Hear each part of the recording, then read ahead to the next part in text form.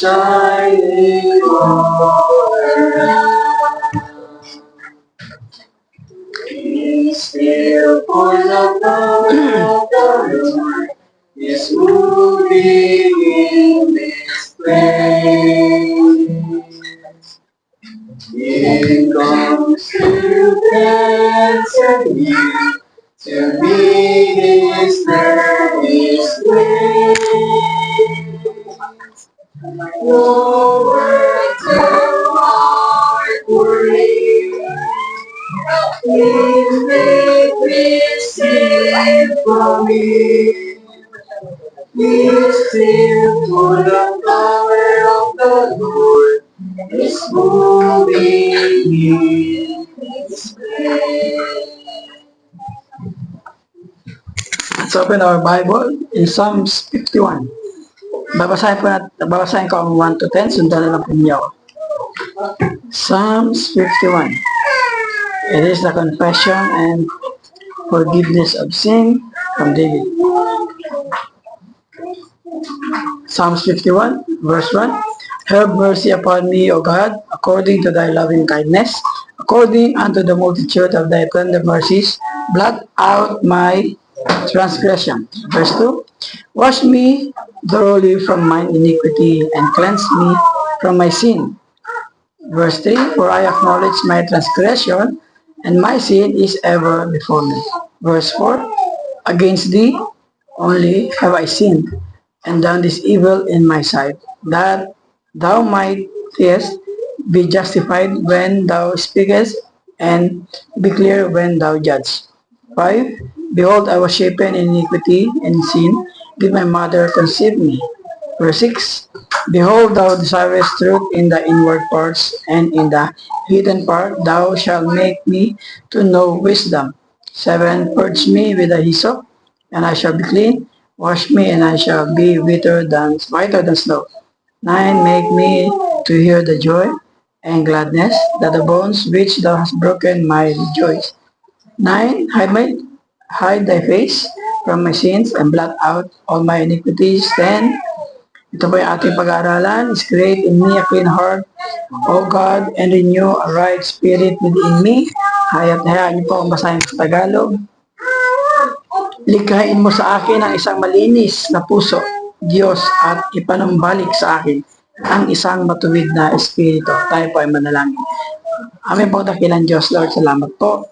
Muli sa pagkakataong Panginoon, pagtitiwala na magamit po sa inyong preaching ministry. Na Panginoon, na inyo pong mensahe ay hindi po dahilan na madalas namin narinig, kundi isang magandang pagpapaalala sa aming Panginoon, sa aming mga kasalanan na nagagawa, Panginoon. Maganda kami po ay napapaalalahanan palagi upang magtimo sa aming isip at puso. Kaya lamang ay maitaas sa aming kalagitnaan, Ama. In Jesus' name we pray. Amen. Tayo po ay makakaupo na. Hindi na po bago sa atin yung preaching ngayon. Ito po ay narinig na ninyo. Ngayon, gusto ko sana mag-exam na lang sana dahil narinig nyo eh. Ang tanong eh, naalala nyo pa ba? Mapalad ako, ano? Naalala nyo pa kaya? 2 weeks ago lang naman ito eh. Tama, mag-memorize ka, mag-recitation na lang pala tayo. Ang apong topic ay nasa verse 10. Ang title is the same. Create me a clean heart of God. Ang Psalms 51 po ay ito ay David's repentance after that he commits sin with God. Simulan tayo sa isang tanong na magandang magpapaalala sa atin sa araw-araw nating buhay bilang isang Kristiyano. Diba? Sabi nga, there are times, especially tayo mga believer, na na makita natin yung ating spiritual buhay kung tayo nagkakamali, hindi. Have we ever checked our daily lives concerning our own sin? Pwede ba nating sabihin with sincere na kaya nating tumayo kahit kanino, sabihin natin, ako po ay hindi nagkakasala na tao. Ako po ay mabuting tao. Di ba ganyan tayo nung hindi pa tayo Kristiyano, di ba? Gumawa tayo ng mabuti sa kapwa, mabuting tao na tayo. Di ba? Hanggang sa naliwanagan tayo na tayo rin pala ay isang makasalanan na kahit gumagawa ka ng buti sa pagkatao natin dahil meron tayong nature of sin, nandun pa rin yung ating tayo ay nagkasala at tayo napatawad ng Panginoon. Nung tinanggap natin siya sa ating buhay na walang, ayun. Isa sa mga katanungan is na pwede nyo itanong at i-realize araw-araw, sabi ko nga, I did not think wrongly to someone or overthink. Naramdaman nyo na ba yun? Na pwede nyo sabihin sa kapwa nyo, hindi naman ako ganyan. Hindi naman ako mahilig mag-isip ng masama sa kapwa ko. Di ba?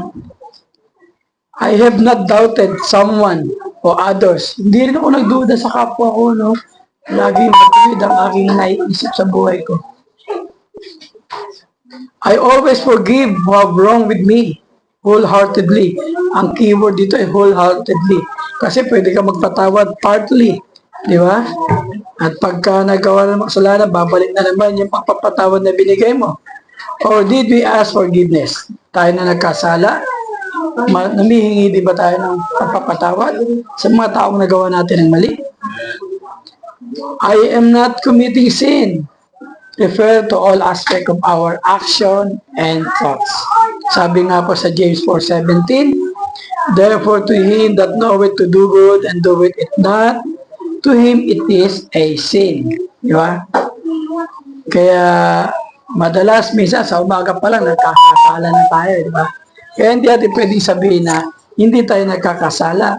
Kasi pag ang anak sa mga nanay, pag ginigising ang anak nila, nagagalit na yan, nagkakasala na yan, nakakapagsalita na yan ng mga hindi magagandang salita. Minsan may mga insult pa, di ba? So, ibig sabihin, hindi natin pwede sabihin talaga na hindi natin nagagawang magkasala within 24 hours. Sa anak, ganun din. Pag napagalitan ng anak, nag-iisip na masama kung ano na iisip niya. Galit sa nanay, galit sa buhay, bakit ganito buhay namin, galit sa mga tao. Di ba? Umpisa pa lang yun, ha?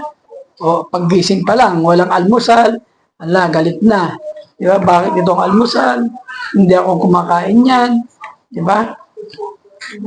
Kaya sa eskwela, ganun din. Sa mga kaibigan, ganun din. Kaya sasabihin, may mga bagay na dapat natin gawin na tama. Minsan, hindi natin nagagawa. Di ba?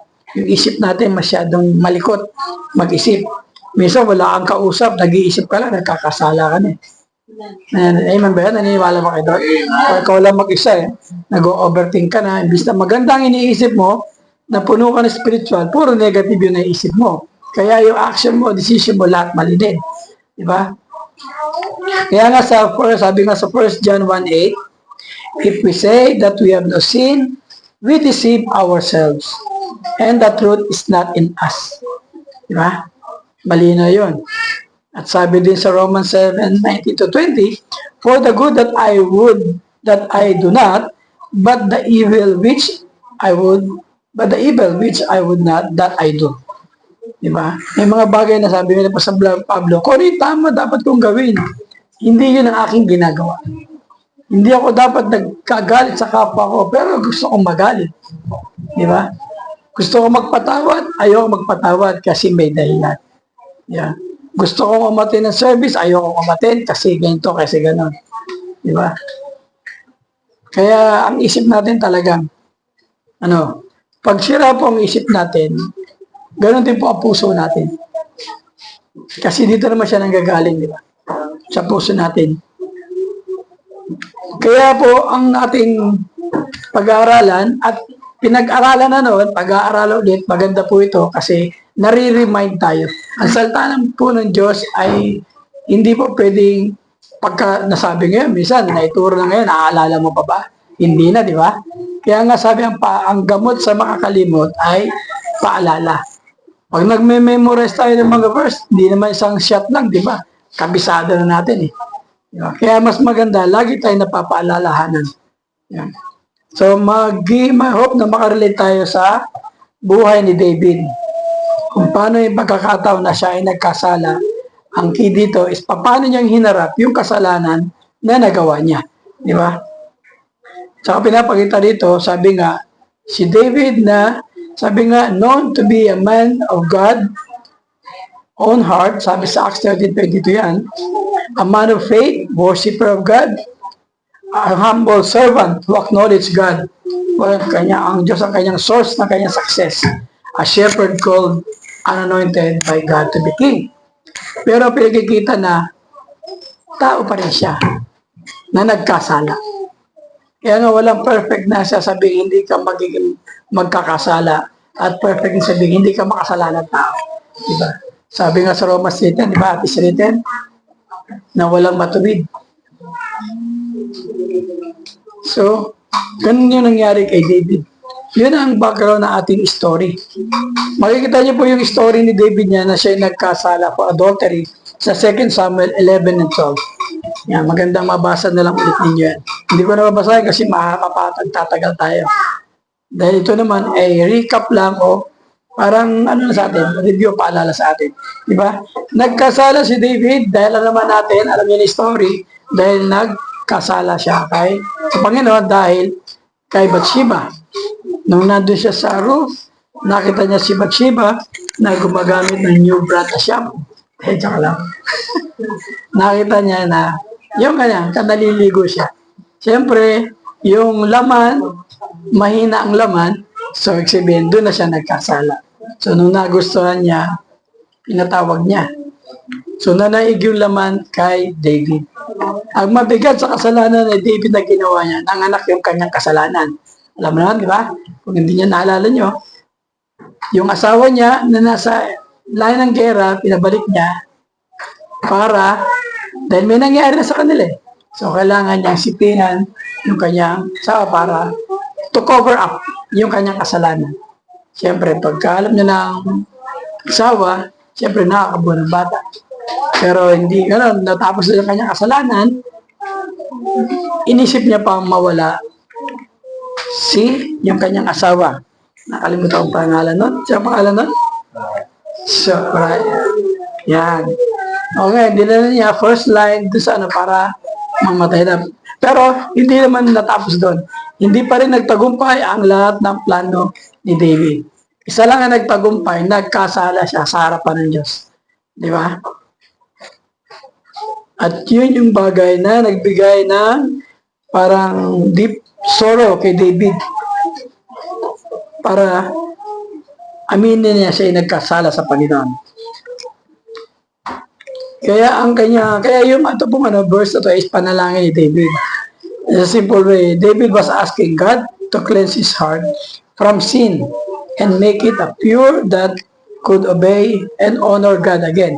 Kasi sa ginawa niya, kasalanan, obviously, hindi niya nabigyan ng honor ang Panginoon.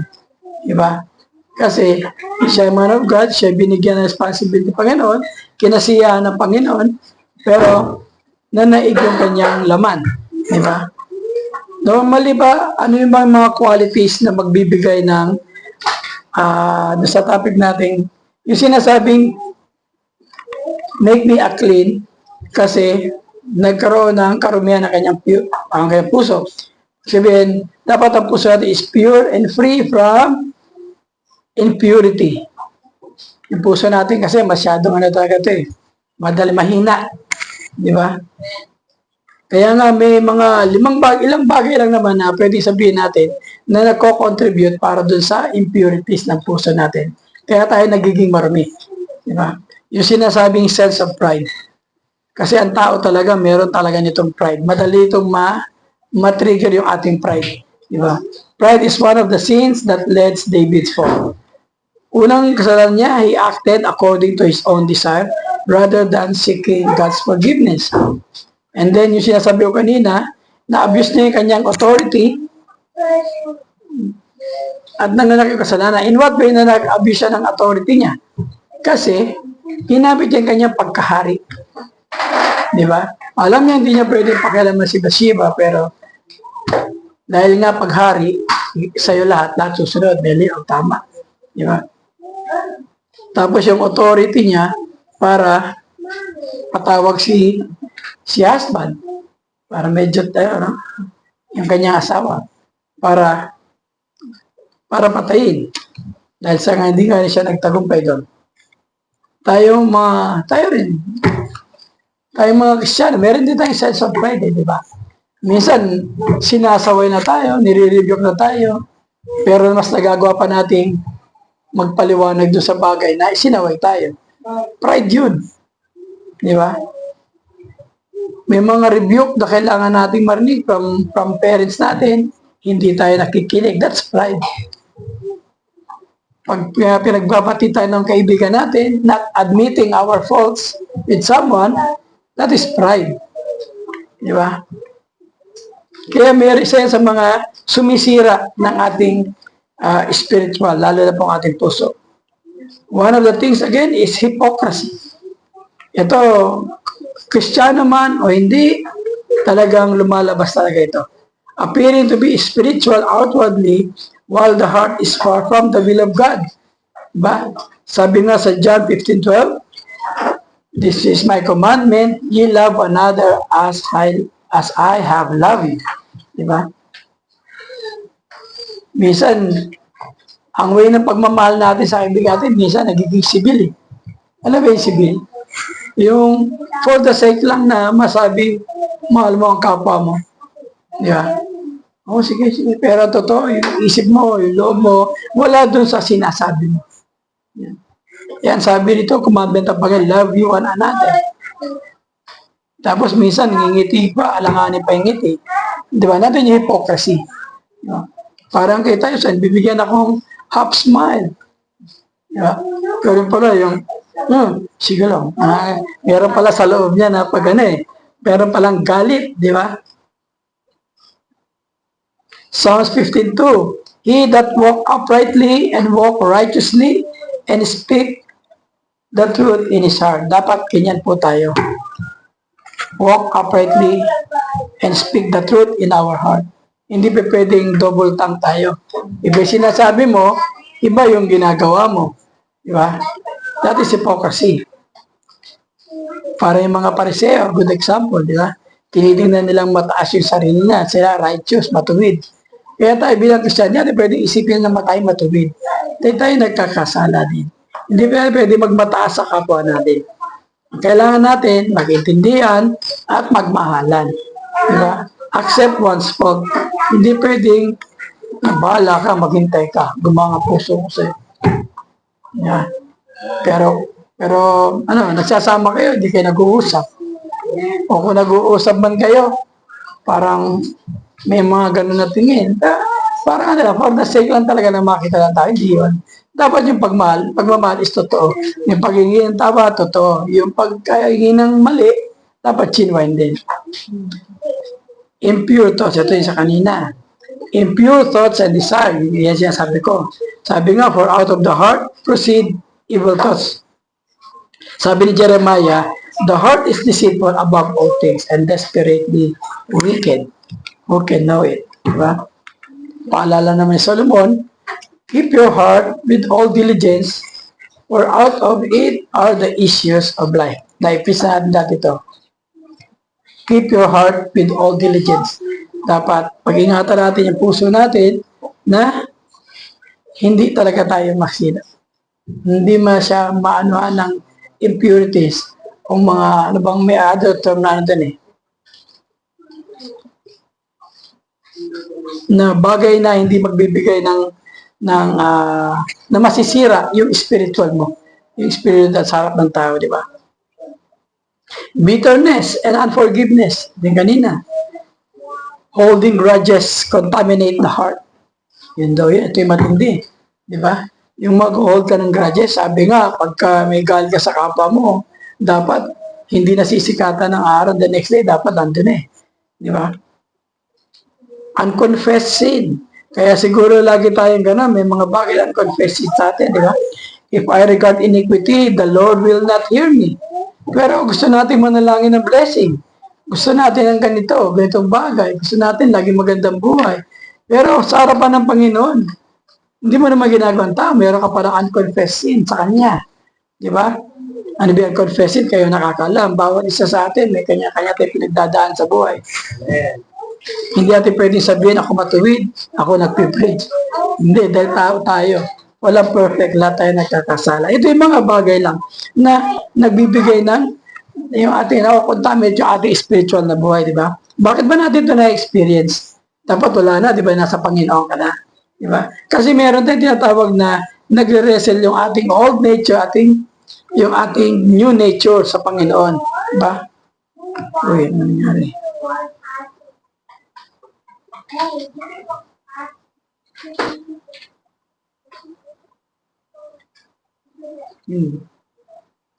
May wrestle daw. Nag-wrestle ating old, and sabi sa Ephesians 6:12, we wrestle not against the flesh and blood, but against principalities.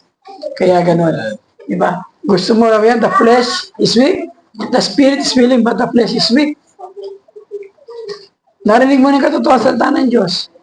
Gagawin mo lang. Ang problema, tinatalo ka ng pride mo sa loob. Tinatalo ka ng yung galit o kung ano man. Hindi mo magawa yung bagay. Kaya nga sabi, di ba? Gawin mo yung tama, hindi mo magawa. Kaya tayo nagkakasala. Kaya ang nangyayari, natalo tayo. Ating spiritual, lagi natatalo. Sabi nga, pag natalo spiritual dad mo, we will lose if we caught off guard. May mga situation sa buhay natin na biglang magkakaroon ka sa parang ako. Kung yung di ko na kwento to kay Mrs., bago lang to, receipt na nangyari. Patawid ako ng gahak. Tapos, ang signal ng is tumawid na yung tao. Tapos yung motor naman, tumawid sa harap ako sakto, huminto siya dito sa may harapan ko. Typically ako galit ko, alam nila yun, magagalit ako talaga. Aawayin ko talaga yung motor o either yung police. Kasi ganun ako dati. Hindi ba yung police, parang taga-pagpatraffic lang. Pero mas mininais ko na lang tumahimik. Kasi sigurado mag-aaway kami nun. Yan yung mga situational. Dalawa lang yun, tumira yung pride ko o ano mangyari sa akin, hindi ko alam. Diba? Hindi ko na kwento kasi hindi naman siya maganda ikwento. Diba? Yung mga pagkakataon din sa akin sa trabaho, naikwento ko na to, na yung kapisina ko na nag-resign dahil sa akin, nagmumura siya, tapos kung ano siya sabi niya. Pero ang ginawa ko, pinag-pray ko na lang siya. Kaya may mga ganyang sitwasyon tayo sa buhay natin. Kung paano nyo harapin yung mga ganyan. It's either yung puso mo, umira. Kaya may wrestle na eh. Sabihin, yung old nature mo na ganito ka, kung paiiralin mo siya, madali lang yun. Diba? Pero kung merong malalim ka na yung relasyon sa Panginoon, mas iiral sa iyo yung puso na pagiging Kristiyano. Merong baga, kung balance yung ano sa iyo, mas maganda kasi mas mataas ang spiritualidad mo kaysa yung old nature mo. Hindi naman kasi mawawala yung old nature na yun. Sabi nga, di ba? Lagi nandyan yan. Kung sino lang mag-trigger yan, ibig sabihin, yun yung hindi mo pinapakain. Di ba? Yung kaluluwa mo, ang pagkain niyan, salita ng Diyos. The more mo pinapakain sa salita ng Diyos, the more na lumalakas yung ating spiritualidad. The more na meron siyang laban dun sa old nature natin. Di ba? Kaya nga panalangin ni David kagad, yung sinasabi niya, Lord, create me a clean heart. Create me a clean heart. Kasi yung time na yun, hindi na naging maganda ang puso niya. Di ba? So, one thing na maganda sa kanya, yung acknowledgement niya sa kanyang pagkakasala. Sa verse 20, di ba? Sabi nga, pag naging humble ka sa kasalanan sa Panginoon, sabi James 4:6, God resisted the proud but given grace unto the humble. Di ba? Tayo na yung minsan nakagawa ng kasalanan, kung minsan, tayo pa yung nagagalit. One thing na very good example is review. The Word of God is talagang rebuke sa atin to. Dahil ang pagkatao natin talaga is by nature makasalanan tayo. Kaya may mga nagagawa tayo na nare-rebuke tayo. Hindi natin matanggap-tanggap minsan yung rebuke ng salita. Although alam naman natin, Diyos ang nagsalita. for us is just being obedient. Hindi natin magawa maging obedient sa salita ng Diyos. Kaya ang nangyayari, yung pride natin ang nananai, yung old nature natin. Dapat meron tayong sincere repentance by seeking God's grace and forgiveness. Kaya yung ating first point, prayer for repentance. Sabi nga sa 1 John 1:9, I-confess our sins, He is faithful and just to forgive our sins and to cleanse us from all unrighteousness. The good thing kay David, ayun yun in-acknowledge niya ang kanyang kasalanan at nanghingi siya sa Panginoon ng solusyon. Lord, clean my heart. Tayo kaya, ganun din kaya ang ating reception? Yung nagkakasala tayo? Hindi ba tayo nagiging parang yung resistance natin? Hindi, bukas na lang. Bukas ko na lang kakausapin ng Panginoon. Hindi ko talaga matanggap sa ngayon. Mabigat ang loob ko. Diba? Yung pagiging tao natin, umiiral tayo. Dapat pag nagka-problema, lapit kagad sa Panginoon. Meron ka dapat na prayer for a repentant heart. Yung puso mo dapat nandun. Acknowledge the sin and ask forgiveness for God. Second point, dapat meron tayong panalangin for renewed and clean heart. Yung kanina is repentant heart. Kasi napakahirap talaga. Una ay napakahirap humingi ng tawad. Lalo't ang isip mo, hindi mo matanggap na ikaw ang nagkasala. Prayer for renewed and clean heart. Clean heart, sabi sa Psalms 24, 3 and 4. Naku, hindi ko pala nakuha yan. Tignan natin. Psalms 24. Psalms 24, 3 and 4.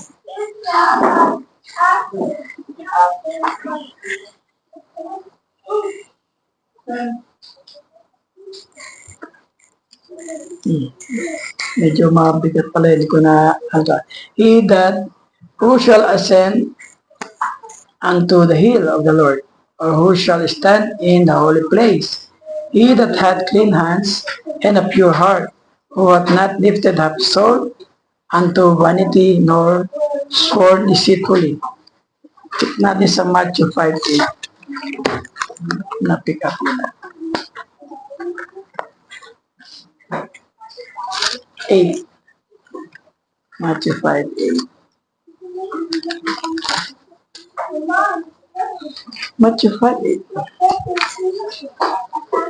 Blessed are they that pure in heart, for they shall see God. So one thing that gusto ng Panginoon na meron tayong pure in heart. Meron tayong clean heart, dapat meron din tayong right spirit. Psalms 143. Ayan.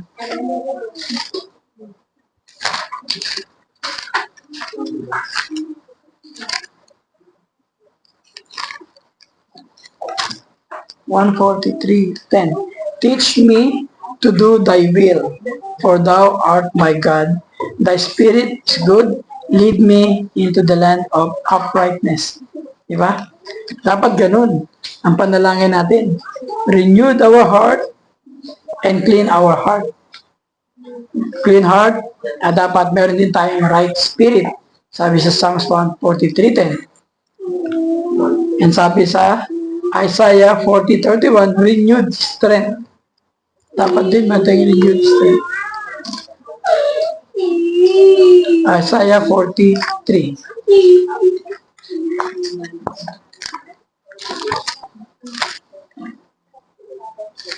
Isaiah 43.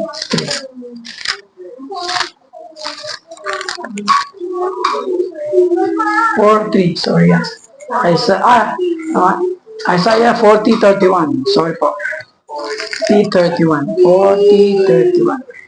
But they shall wait upon the Lord, that renew their strength. They that shall mount up with wings as eagle, they shall run and not be weary, and they shall walk and not faint. Kaya sa Panginoon, pag may problema tayo, lapit ka sa Panginoon para ma-renew yung ating strength. Kasi nga na nagkasala tayo, down lahat sira ang puso natin, natalo ng kalaban, yung spirit natin, wala tayo sa right spirit na dati, natin na dapat mataas ang spiritual natin, at dapat dahil mahina tayo. So, we have to come to the Lord para ma-renew niya lahat. A renewed heart is a heart that has been spiritually refreshed for inner transformation, spiritual steadfastness, and renewed strength to walk with God again. Kaya yun yung panalangin ni David para makapagbigay papuri naman siya sa Panginoon. So, meron na siyang a prayer for repentant heart and a prayer for renewed heart. Dapat meron tayong last is a prayer for heart, for restoration, for fellowship, and worshiping. Diba? Sabi sa verse 11, sabi niya, dapat restore our joy for salvation and fellowship. Verse 11 and 12 sa ating Psalms 51.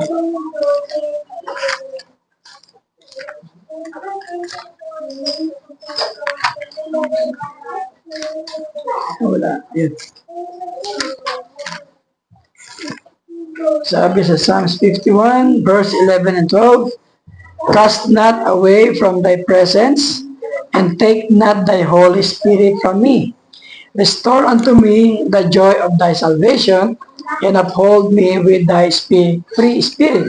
Di ba sabi nga, pag tayo nagkakasala, ano nawawala sa atin? Joy. The joy of our salvation. Kasi wala eh.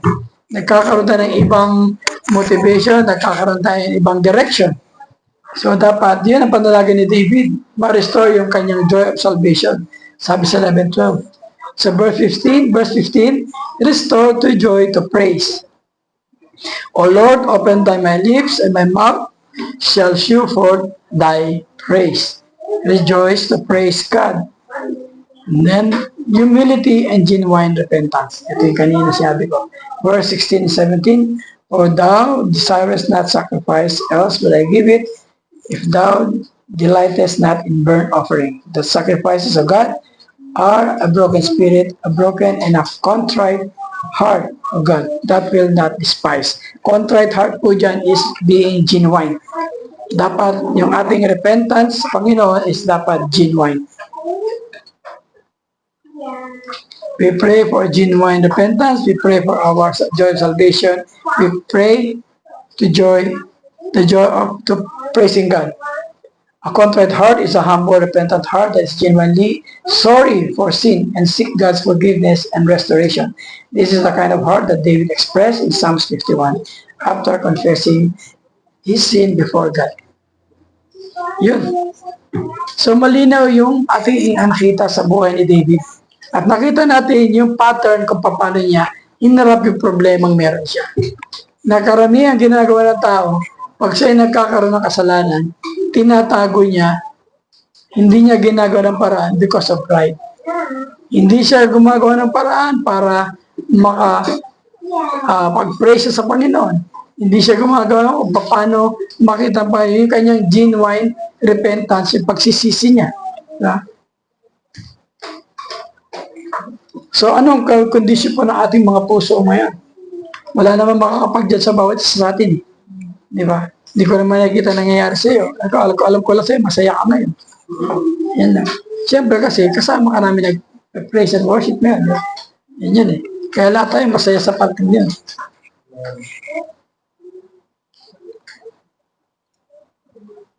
Sabi nga, we should behave the same way David prayer for repentance of our sin. We believe in the same God that is Son that sacrificed himself for the sin of man to be saved and secure our place in heaven. He died, buried, and rose up in 3 days again. And also Christ became a mediator between God and man. And we can come boldly anytime to ask for forgiveness and comfort us. Sabi nga, nobody is perfect. All can commit sin. Ang question lang dyan, ang bottom line, paano mo bilang isang Kristiyano stand before dun sa temptation natin? Paano mo haharapin siya? Hinaharap mo ba siya bilang isang tao na mahina? O hinaharap mo siya bilang tao na may Kristo at Diyos sa puso mo, sa puso natin? Di ba? Sabi ko nga sa Lamentation, chapter 3, 22-23, dapat daw, ang sabi sa Lamentation 3:23, compassion of God, it is the Lord's mercy that we are not consumed because His compassion fail not. 23, they are new every morning, great is thy faithfulness. Ang compassion po ng Panginoon sa atin ay bago araw-araw para sa atin. Kaya kung tayo lalapit sa Panginoon, mas maganda araw-araw din. Hindi kung kailan may problema, lalapit tayo sa Panginoon. Kung hindi may masaya ka, wala kang ano, hindi lalapit. Dapat every morning, first thing in the morning, lagi yung sinasabi, dapat mag-pray na tayo sa Panginoon ng pasasalamat. At gaya ngayong araw na to, linggo, medyo nagtagumpay tayo ngayon kasi anito tayo, nagsiservice. Di ba? Naibigay niyo oras sa Panginoon. Bukas, may pagsubok yan. Di ba? Di ba tapos sa isang araw ng Lunes, dalawang pagsubok. Darating na naman yung Martes. So dapat, kinabukasan ng Martes, manalangin sa Panginoon. Lord, sorry po sa nagawa akong pagkakasal. Nagkasala po ako sa party ito.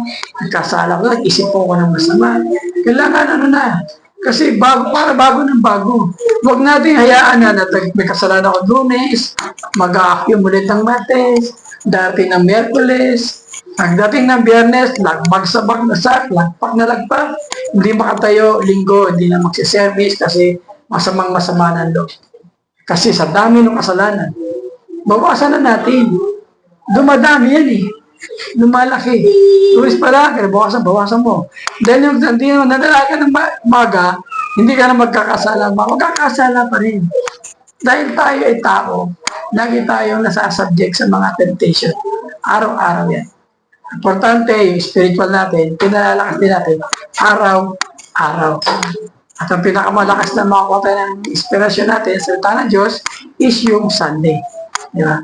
Malakas ka ng Sabado, pero konti pa kasi, pero yung linggo, sa preaching, nagkakaroon na panibagong strength.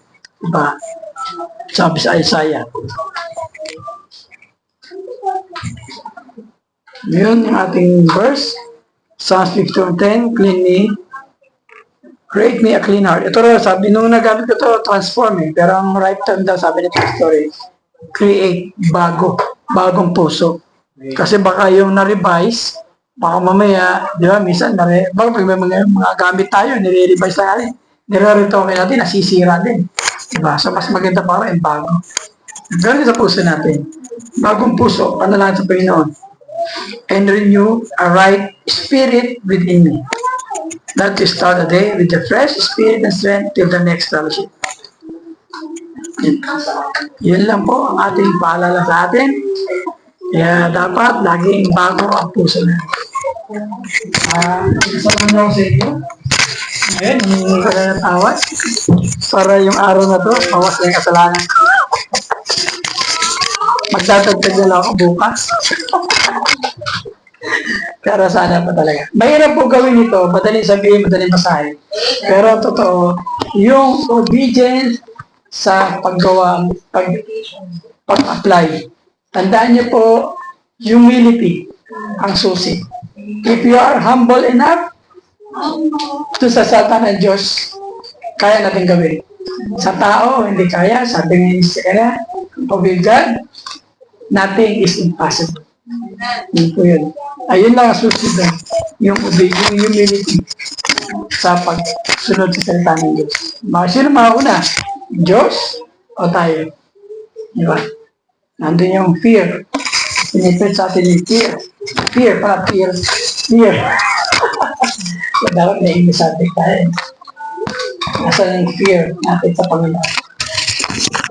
Knowledgely, alam natin may takot sa Panginoon. Pero yun ay nakikita sa ating gawa. At alam ng Panginoon. Salamat po. Tayo ay manalangin. Amin pong dakilang Diyos. Maraming salamat po, Ama. Pagkakataon ito, Ama, ay nilalapit namin na namin po si Lord. Mga pagkakataon na kami po ay minsan ay nagdadala o madalas, Panginoon, nakakalimutan namin na aming sarili, Panginoon. Nakakalimutan namin na meron po kayo, na nandiyan po kayo lagi kasama, Ama. Nananay po minsan ang aming mga pangsariling kagustuhan, Ama. Naway patuloy na po kaming gabayan. Humihingi na rin po kami ng tawad, Ama. Kagaya ng panalangin ni David, Lord. Nilalapit namin sa inyo, Ama, na turuan niyo po kami mapaglabanan bawat tuksong dumadaan sa amin. Tulungan niyo po kami, Ama, na magawa po namin yung tama. Bigyan niyo kami, Ama, ng puso na tanging kayo lang ang aming tinataas sa aming Ama. Makalimutan namin ang mga tao na nagbigay ng sakit ng puso sa aming Panginoon. Ganun na po sa mga tao na saktan din po namin, Ama. Tulungan niyo po kami, Amen, lumakad po ayon po sa inyong salita, Lord. Maging matibay, Panginoon. Araw-araw, Panginoon, na lagi mo mapalalahanan ng Walang Espiritu na may mga bagay, Panginoon, sa buhay namin na hindi namin dapat ginagawa kung ano man kami ng dating buhay namin, Panginoon. Kung di kami ay nasa inyo na, Panginoon. Gawin namin ang tama na magbibigay ng kapurihan sa inyong pangalan, Panginoon. Magbibigay po ng glory sa Panginoon. Kaya lang pong Marta, sabi nga, whether we eat or drink, Panginoon, whatsoever be the Lord, we have to do it in our heart for your glory. In Jesus' name we pray. Amen.